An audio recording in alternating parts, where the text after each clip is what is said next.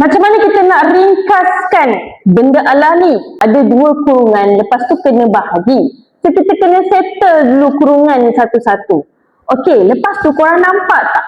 Ada kuasa dalam kurungan, kuasa luar kurungan. Kuasa dalam kurungan, kuasa luar kurungan. So, korang kena darab dulu kuasa tu. Kuasa dalam kurungan kena darab dengan kuasa luar kurungan. Contoh untuk kurungan dekat sini kan, kita settlekan yang M dulu. M kuasa 4 darab dengan 1/2. Lepas tu kita settlekan N pula. Darab dengan N kuasa negatif 6 darab 1/2. Lepas tu kita potong-potong je. 4 bahagi 2, 2, 6 bahagi 2, 3. So jadilah M kuasa 2 darab dengan N kuasa negatif 3.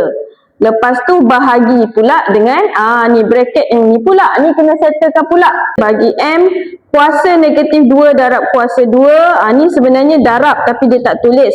Darab dengan N ni kuasa dia 1 tau. Walaupun dia tak tulis, sebenarnya dia ada kuasa. Kuasa dia adalah 1.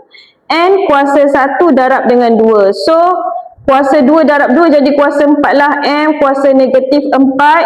Lepas tu darab dengan N kuasa 2. Okey, lepas tu yang ini kita buat per. Kita buat pecahan senang.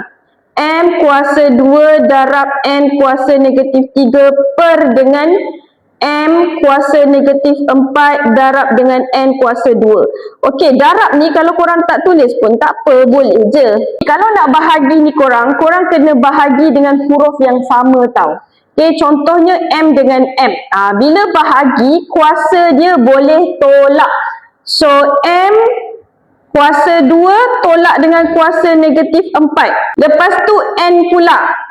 N kuasa dia negatif 3 tolak dengan 2. So, kita selesaikanlah. M kuasa 6, N kuasa negatif 5. So, jawapan dia adalah B.